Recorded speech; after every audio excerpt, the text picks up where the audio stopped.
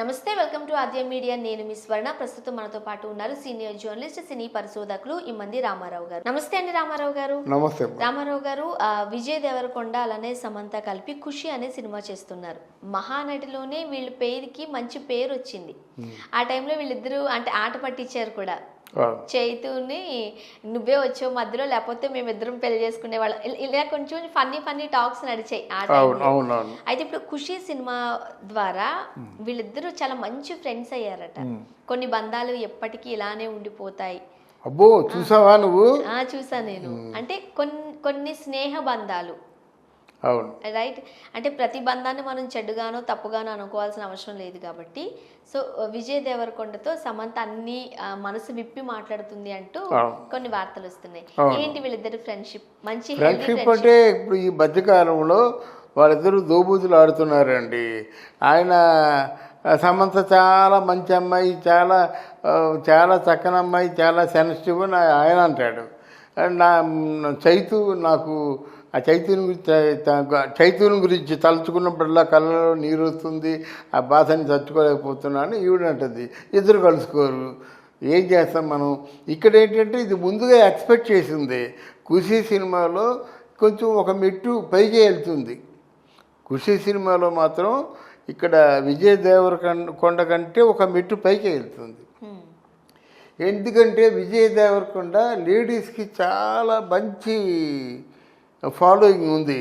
ఇప్పుడు ఎవరు నీకు నచ్చుతారంటే అటు ప్రభాస్ అయినా అంటారు, ఇటు విజయ్ దేవరకొండ అని అంటారు. కొంచెం తెలివైన వాళ్ళు ఏమంటారంటే ప్రభాస్ అప్పుడే ముసలోడు అయిపోయాడు, ఆయన ఎందుకు లేండి విజయ్ దేవరకొండ చాలు అంటారు అన్నమాట. అలా ఉంటుంది సరదాగా మాట్లాడుకోవడం. ఇక్కడ విజయ్ దేవరకొండ ఖుషి సినిమా క్లైమాక్స్కి వచ్చింది కాబట్టి తన జీవితంలో జరిగినటువంటి అనుభవాలన్నీ చెప్తుంది. ఎందుకు చెప్తుంది? ఆయనతో నీకేమిటి సంబంధం అడగకూడదు ఎవరును. అడిగినట్టయితే మరి తప్పు. కొన్ని బంధాలు శాశ్వతంగా ఉంటాయి, కొన్ని బంధాలు మధ్యలోనే ఆగిపోతాయి. ఎలా చెప్పడం?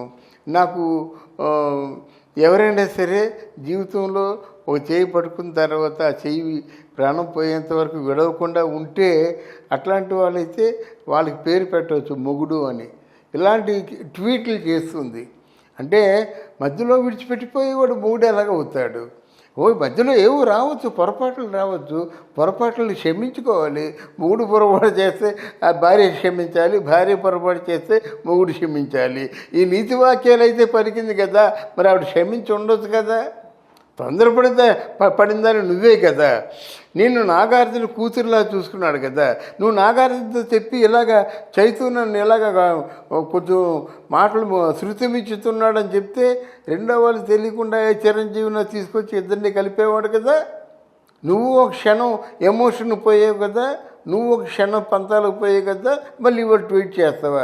బతికినంతకాలం చేయి పట్టుకోవాలంటే నీ చెయ్యి ఆయన చేతుల్లో ఉండాలి కదా.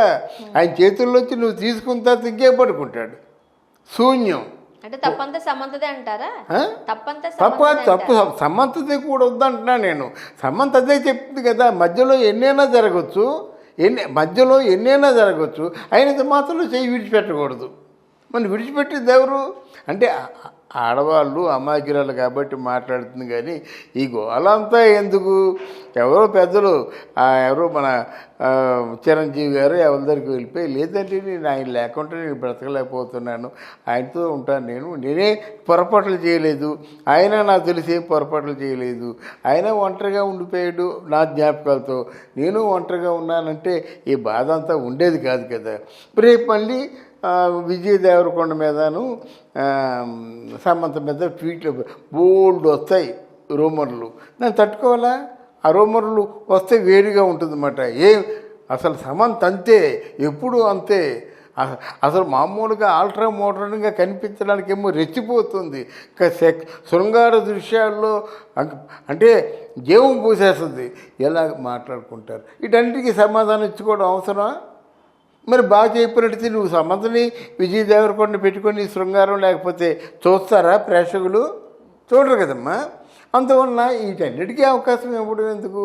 కానీ మొత్తానికి ఇది ఖుషీ సినిమా ఓ పెద్ద సెన్సేషన్ తీసుకొస్తుంది, విజయ్ దేవరకొండని సమంతని ఎక్కడికో తీసుకుపోతుంది అనిపించిన ఒకటి.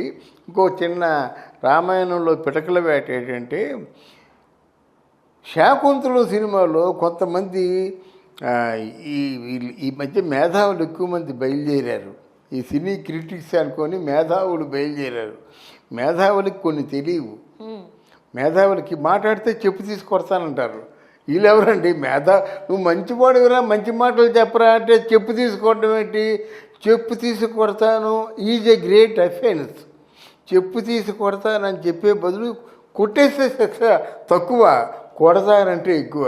ఈ జర్నలిస్టులకు తెలియదు అది. అలాగే జర్నలిస్ట్ అనేవాడు వ్యక్తిగతంగా ఒక డ్యామేజ్ అయ్యే విధంగా మాట్లాడకూడదు.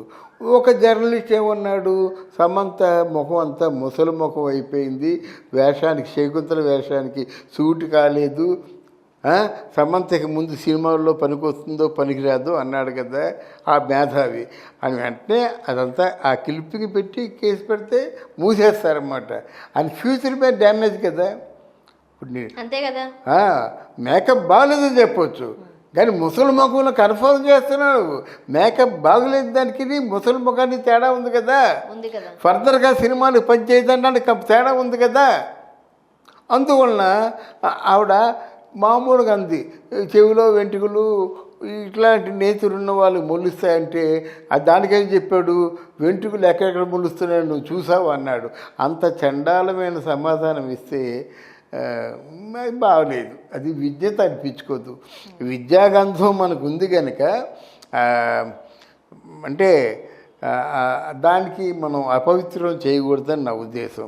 అంటే ఆడవాళ్ళని చూడగాని లేకపోతే పెయిర్ని చూడగాని నోటుకొచ్చిన కామెంట్లు చేయడం కాకుండా ఏమ్మా ఇలా ఉండబోతుంది జాగ్రత్తగా ఉండని హెచ్చరిక చేయొచ్చు. అది అంతేగాని ఈ మధ్యకాలంలో విమర్శలు చూస్తుంటే ఎవడు పట్టిపోవాడే సూపర్ సీనియర్స్ వీళ్ళందరూ. అంటే ఎన్టీ రామారావు లేకపోతే ఇక సిఎస్ రావు ఆ టైం నుంచి ఉన్నారు వీళ్ళు.